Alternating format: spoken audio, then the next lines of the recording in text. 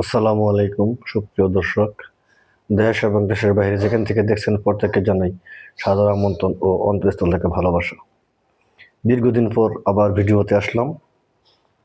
আপনাদের কাছে প্রথমে ক্ষমা চেয়ে নিচ্ছি। ক্ষমা সুন্দর দৃষ্টিতে আপনারা দেখবেন। দীর্ঘদিন পর আসলাম ভিডিওতে করতে। বৈশ্বিক পরিস্থিতি এবং খেলাধুলার কথা নিয়ে আজকে আমি বলবো এখানে, যেটা হচ্ছে এই আমাদের মধ্যপ্রাচ্যে আমেরিকার অন্যায় যুদ্ধ। এই যুদ্ধের মাঝে যারা শহীদ হয়েছেন, বিশেষ করে আমাদের মিডল ইস্টের আমাদের মুসলমান জাতির ধর্মপ্রাণ মুসলমান যারা শহীদ হয়েছেন, প্রত্যেক শহীদদের প্রতি অন্তরস্থল থেকে শ্রদ্ধা জানিয়ে ভিডিও শুরু করছি। আসসালামু আলাইকুম। সুপ্রিয় দর্শক, গতকালকে খেলাধুলো হলো। গত রাতে যেখানে আর্জেন্টিনা বনাম স্পেন বিশ্বকাপের একটা ম্যাচ, আমাদেরকে বিশ্বকাপের মাঝখানে ডুবাইয়া রেখা ইরানের উপরে ট্রাম্প মানে কি বলবো নৃশংস হত্যাযজ্ঞ চালাচ্ছে। ইরানের উপরে অন্যায়ভাবে চাপিয়ে দেওয়া যুদ্ধ।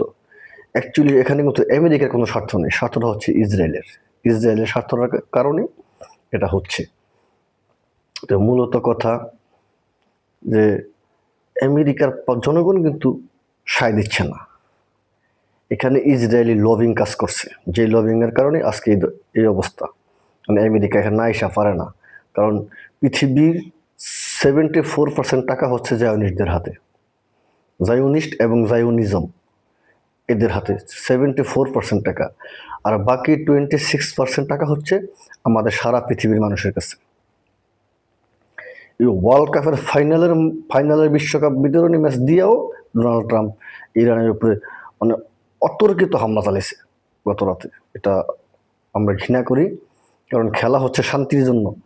অন্তত এটা পারতো যে বিশ্বকাপ খেলাটার পরে যে আমরা যা করার করি, কিন্তু তারা আমাদেরকে খেলার ভিতরে ডুবাই রেখা ওনারা ওখান তাদের কার্য হাসিল করতে চাইছে। যাক, আপনাদের দোয়ায় আমাদের দোয়ায় ইরানে খুব ভালোভাবে জবাব দিছে। বিশেষ করে জর্দান, কুয়েত, বাহরাইন, মানে এখানে ক্ষতি কিন্তু আমেরিকার হচ্ছে না, ক্ষতি হচ্ছে আমাদের নিজস্ব ক্ষতি। এটা আমাদের নিজের ক্ষতি, আমাদের ক্ষতি হয়েছে।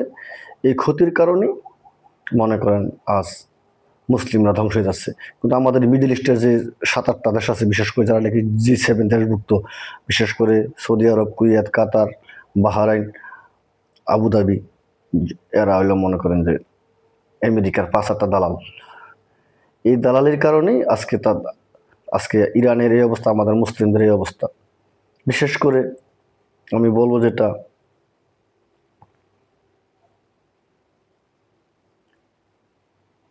বলতে চাচ্ছি সেটা হচ্ছে যে ক্ষতি তো আমাদের আরব দেশগুলোই হচ্ছে। সম্পদ নষ্ট হচ্ছে কাদের? আমাদের।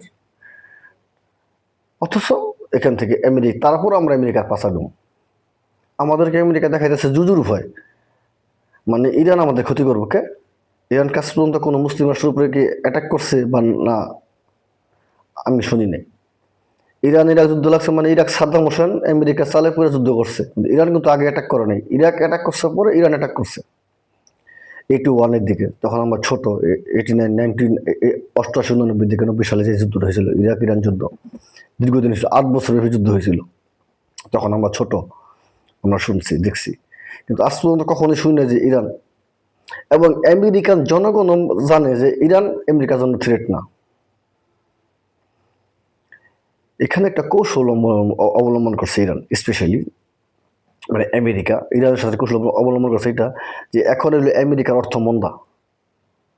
অর্থনৈতিক মন্দার কারণে আমেরিকা মনে করেন যুদ্ধটা লাগাইছে।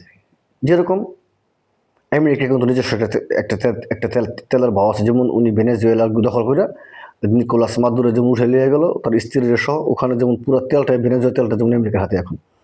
ভেনেজুয়েলা পৃথিবীর সর্ববৃহৎ তেল উৎপাদনকারী দেশ না, মানে তেলের খনি দেশ। মানে ভেনেজুয়েলা রাষ্ট্রটাই তেলের উপরে ভাসছে। সেই ভেনেজুয়েলা অলরেডি দখল করেছে। এখন তো আমেরিকার তেলের অভাব নেই, এবং আমেরিকার মিডল ইস্টের তেলের কোনো প্রয়োজনও নেই, নিড নট। এখন কি করতে হবে? মিডল ইস্টের তেল যদি বিশ্ববাজারে না যায় তাহলে তেলের দাম বাড়বো, আর তেলের দাম যদি বাইরে যায় তাহলে আমেরিকা সেই বেশি দামে তেল বেচবো। ওই যে যে তাদের যে অর্থনৈতিক যে ঘাটতিটা, এই ঘাটতিটা মেটানোর জন্য এই যুদ্ধ। এখানে আপনার ডিপি স্টেট কাজ করে। ডিপি স্টেট হচ্ছে বড় বড় এমনি কোম্পানিগুলো, পৃথিবীতে অনেক বড় বড় কোম্পানি আছে যেগুলো কি ইহুদিরা করে পরিচালনা করে। যেমন রথচাইল্ড ফ্যামিলি, রথফেলার ফ্যামিলি, এমন অনেকগুলো, তো 13-14টা ফ্যামিলি আছে ইহুদিদের ভিতরে। এই পুরো আমেরিকারে কন্ট্রোল করে, সারা পৃথিবীর পলিটিক্যাল ইকোনমিক্স কন্ট্রোল করে, ব্যাংকিং খাত যা আছে এভরিথিং বিজনেস, বড় বড় বিজনেস, এমনকি অস্ত্র বাণিজ্য সব জায়নিশা করে, জায়নিজমরা করে। এর মূল কারণ পৃথিবীকে কন্ট্রোলে রাখা। 74% টাকা যদি পৃথিবীর 13টা ফ্যামিলির কাছে থাকে, তাহলে এই 13টা ফ্যামিলি পুরো পৃথিবী কন্ট্রোল করে। এটা হচ্ছে আপনাদেরকে আমি বললাম, এটা হচ্ছে ভিতরের খবর। এই জায়নিশটাই সারা পৃথিবী কন্ট্রোল করে, কারণ টাকা তাদের হাতে, তারাই তো কন্ট্রোল করবো, ঠিক না? এই যে দেখেন যে খেলাধুলার উপরে তারা কেন এতই করে ইনভেস্ট করে। আপনার এই আমার খেলাধুলার ভিতরে ডুবাই রাখবো, ডুবাইয়া রেখে তারা এখান দিয়ে করবো। আপনার এত বিনোদন, সমস্ত বিনোদন ওদের তৈরি করা। এত বিনোদনের কারণটা কি? কারণ আমরা মুসলিম হলে বিনোদন ভালোবাসি। এই বিনোদন দিয়ে আমরা ডুবাই রেখে জায়নিস্টরা, ইহুদিরা, মানে যারা নাকি ইসলামের যারা শত্রু, তারা তাদের আসল স্বার্থ সিদ্ধি তারা হাসিল করে নেয়। এটা হচ্ছে মূল কথা। গতকালকে আর যেমন শ্রোতা বন্ধুরা, যেমন বিশ্বকাপের একটা খেলা হলো, ওই খেলাধুলার ভিতরে আপনার আর্জেন্টিনা হাইরা গেল স্পেনের কাছে। তো এখানে আমি একটা বলবো, আর্জেন্টিনা হলো ইহুদিদের ভক্ত। আমি নিজে একজন আর্জেন্টিনা সাপোর্টার, কিন্তু আমার ঘৃণায় ধরে গেছে। এখন থেকে আমি আর কখনই আর্জেন্টিনা সাপোর্ট করব না, কারণ ওরা হচ্ছে ইহুদিদের দালাল। আর স্পেন সরাসরি আমাদের ফিলিস্তিনে সাপোর্ট দিছে, স্পেন জিতছে, এতে আমি অত্যন্ত খুশি। আমার সাথে অনেকে হয়তো একমত হবেন, কেউ হবেন না, কিন্তু কাউকে এটা আমি আঘাত করে কথা বলছি না, দয়া করে ক্ষমা সুন্দর দৃষ্টিতে দেখবেন। আমি চাচ্ছি যে স্পেন নিচে একটা অনেক সুন্দর, অথচ বাংলাদেশে যে আর্জেন্টিনা ব্রাজিল যে একটা দ্বন্দ্ব লাগে থাকে, এটা থেকে দূরেছে। ব্রাজিল হয়তো গ্রুপে বাদ হয়েছে, আর্জেন্টিনা ফাইনালে যা কাপ পায়নি, এটা বেটার হয়েছে। খুব সুন্দর একটা দৃষ্টি হয়েছে। স্পেন এটার দাবিদার। 89% বলি স্পেনের পায়ে, আর্জেন্টিনার পায়ে ছিল 11%। অন টার্গেটে কোনো আর্জেন্টিনার একটা শট নেই 120 মিনিটে, অন টার্গেটে কোনো শট নেই। অথচ স্পেনের শট নিছে 20টা, 20-32টা শট নিছে, 20টা-12টা 32টা শট নিছে। তাতে স্পেন মানে একচাটিয়া পাঁচজনের বিস্তার করে খেলছে।